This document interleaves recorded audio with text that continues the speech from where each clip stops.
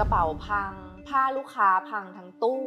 นะตอนนั้นที่เริ่มก็จะมีความท้อว่าเฮ้ยจริงๆแล้วเราควรจะไปเริ่มเหมือนร้านซักแห้งทั่วไปหรือเปล่าแต่ว่าตอนนั้นเราคิดว่าเราทำไปแล้วเราคิดว่ามันต้องได้ดิเราก็เลยสู้มาจนมันผ่านหลายๆอย่าง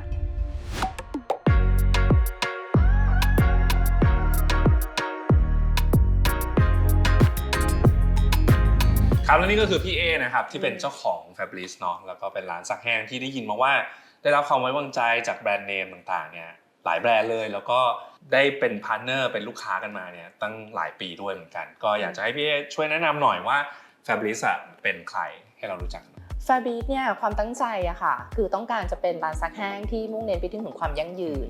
แล้วก็ใส่ใจในทุกรายละเอียดของเสื้อผ้าแต่ละชิ้นที่เราได้รับมาอันนี้เป็นความตั้งใจจริงๆที่อยากสร้างร้านนี้อยากที่จะดูแลเสื้อผ้าลูกค้าให้ดีที่สุดคืออยากจะรู้อย่างหนึ่งเหมือนกันว่าพอพี่เอมาทำร้านซักแห้งแบบนี้เนี่ยจริงๆแล้วบ้านพี่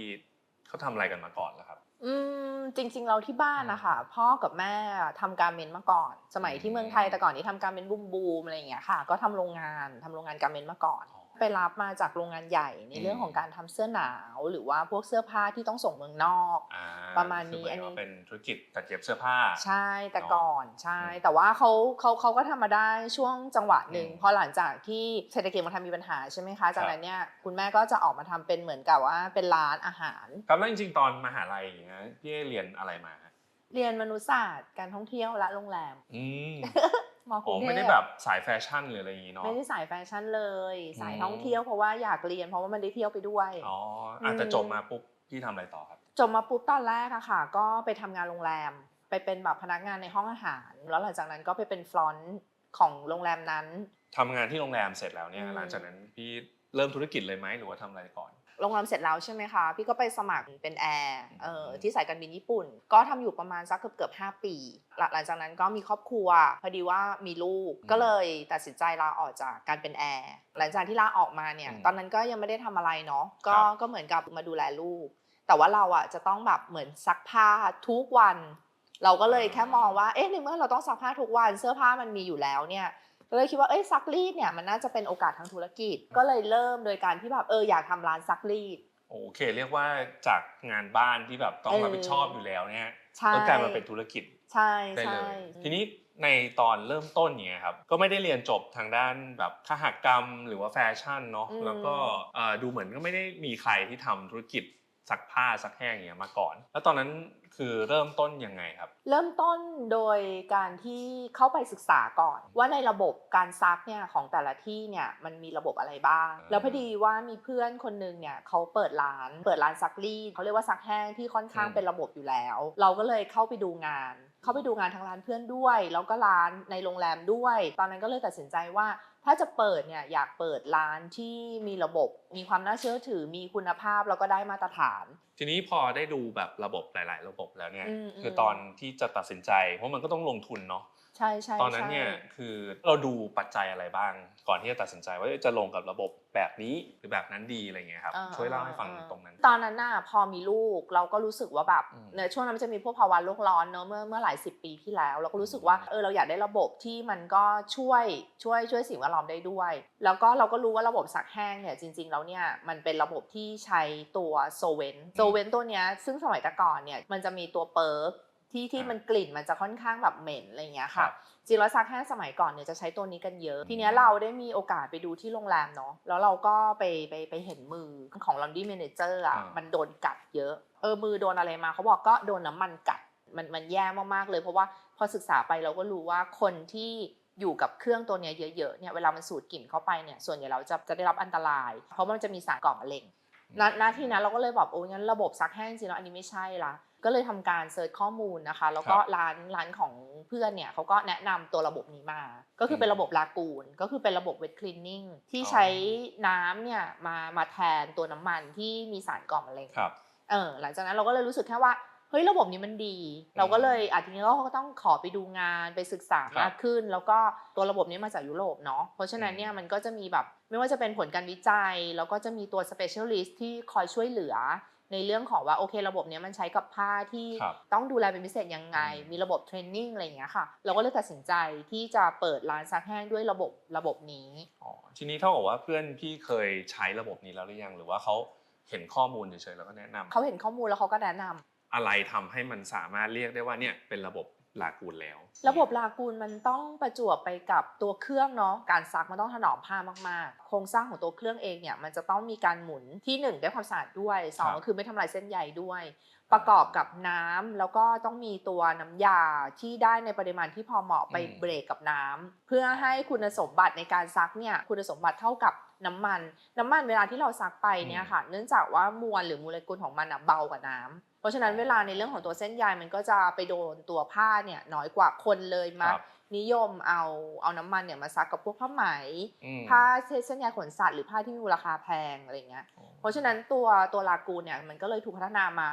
ในเรื่องของว่าทำยังไงก็ตามเพื่อจะมีตัวเคมีเนาะเข้าไปเบรกกับน้ำเพื่อให้คงคุณสมบัติของเส้นใยให้ได้มากที่สุดเนื่องจากมันเป็นน้ำความชื้นของผ้ามันก็จะมีเยอะกว่าเครื่องอบทำยังไงได้อีกเพื่อที่จะให้ตัวเส้นใยเนี่ยมีคุณสมบัติที่ดีแล้วก็ไม่เสียหายออกมาที่จะต้องได้คุณสมบัติซักแห้งแต่ว่าได้ความสะอาดด้วยวันนี้เป็นความรู้ใหม่ๆเนาะกับจริงๆหลายๆคนอาจจะไม่เคยรู้มาก่อนว่ามันมี1คือซักแห้งเนี่ยเฮ้ยมันอันตรายขนาดนี้เลยเหรอแล้วก็มันมีทางเลือกดีกว่าหรืออะไรเงี้ยเข้ามาในตอนนั้นเนาะอันนี้เมื่อประมาณตั้ง10 กว่าปีที่แล้วซึ่งก็ค่อนข้างจะเป็นนวัตกรรมใหม่มากๆอะไรอย่างเงี้ยแล้วทีนี้พี่มีพูดถึงว่ามันก็ต้องไปดูไปเรียนรู้จากไอตัวระบบลากูนเวทคลีนนิ่งไงการเรียนรู้คือมันต้องไปดูที่ไหนต้องทำยังไงครับการเรียนรู้ของลากูนเวทคลีนนิ่งอ่ะจริงๆเราต้องขอบคุณลูกค้าเนาะเราเรียนรู้ไปคู่กับตัวของลูกค้าเราเองในทุกธุรกิจอะค่ะเวลาช่วงต้นๆอะมันเนื่องจาก1เป็นระบบใหม่2ก็คือว่าผ้าของลูกค้าของเราเนี่ยก็มีความหลากหลายมากๆบางครั้งเราซักผ้าระบบเนี้ยก็มีเสียหายนะแต่ลูกค้าก็ยังแบบพยายามเข้าใจแล้วก็เรียนรู้ไปพร้อมกับเขาเทสแต่ละชิ้นควรจะเหมาะกับน้ำยาตัวไหนแล้วก็มันควรจะเหมาะกับโปรแกรมตัวไหนต้องเซตโปรแกรมขึ้นมาเพื่อสำหรับผ้า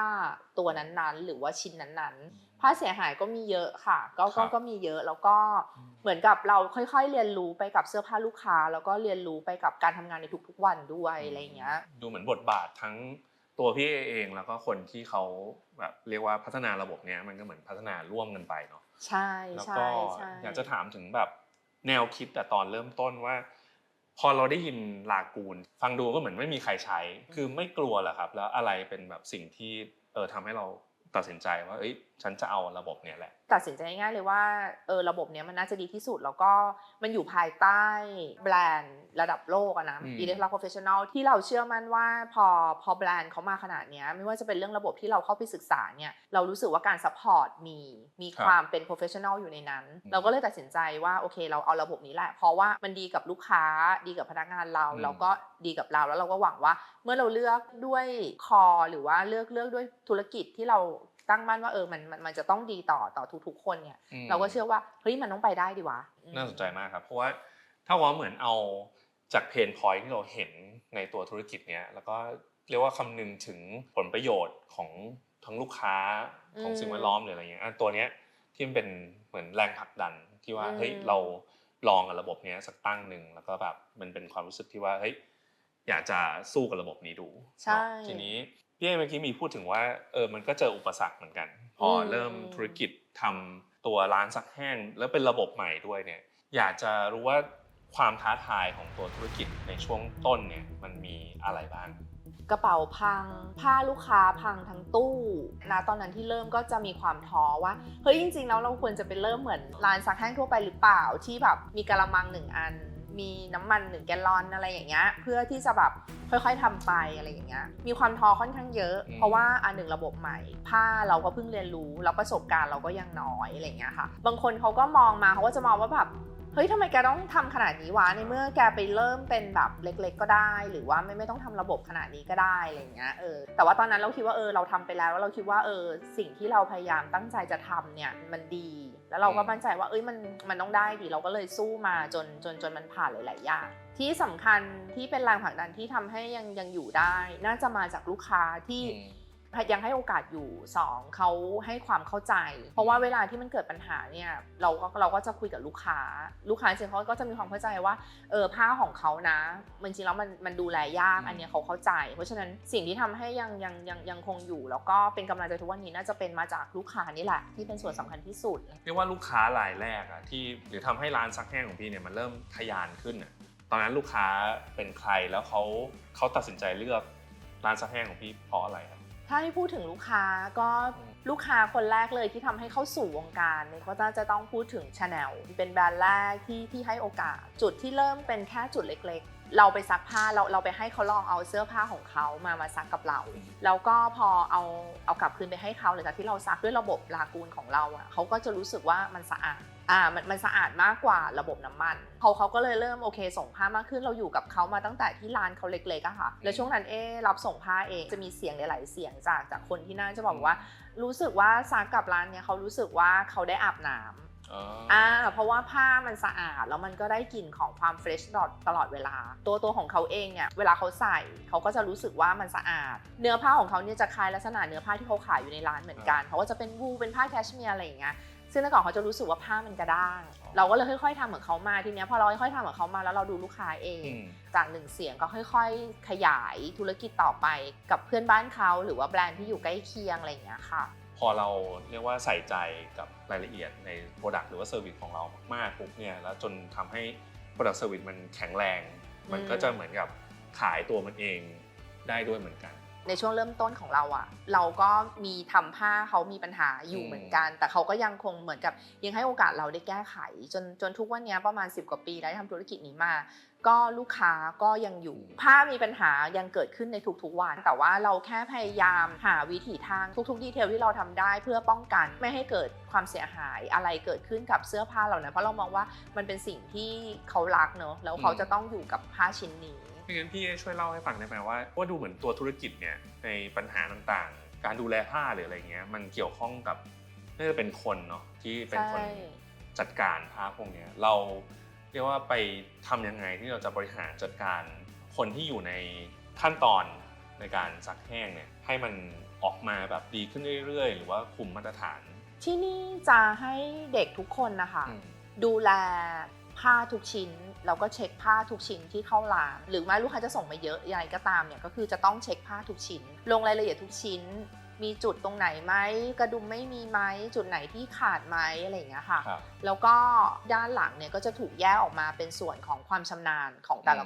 คนที่ดูแลเกี่ยวกับเรื่องของการซักเนี่ยก็จะต้องมีความรู้เกี่ยวกับการแยกผ้าว่าผ้าชิ้นนี้เป็นผ้าประเภทอะไรเป็นผ้าวูลเป็นแพชเมียร์เป็นไหมด้วยท่าการของเส้นใยมันก็มีเรื่อยๆตัวเราเองเราก็จะยังต้องอยู่ด้วยเพราะฉะนั้นผ้าที่เขาไม่คุ้นชินเขาก็จะต้องเก็บเอาไว้เพื่อมาถามก่อนว่าอันนี้มันคือผ้าอะไรกันแน่ผ้าทุกชิ้นน่ะมันเป็นผ้าที่มีมูลค่านะมันไม่ใช่แค่เสื้อผ้าธรรมดาทั่วไปคุณจะทำอะไรกับมันก็ได้เพราะว่าเสื้อผ้าชิ้นนี้มันเป็นเสื้อผ้าที่ลูกค้าของเรารักมันนะแล้วก็อยากให้อยู่เขาไปได้นานๆตัวเราเองเนี่ยเราก็จะต้องคอยอัปเดตตัวเองอยู่ตลอดเวลาว่าณวันนี้เทรนด์ในเรื่องของเส้นใยในเรื่องของการผลิตเสื้อผ้า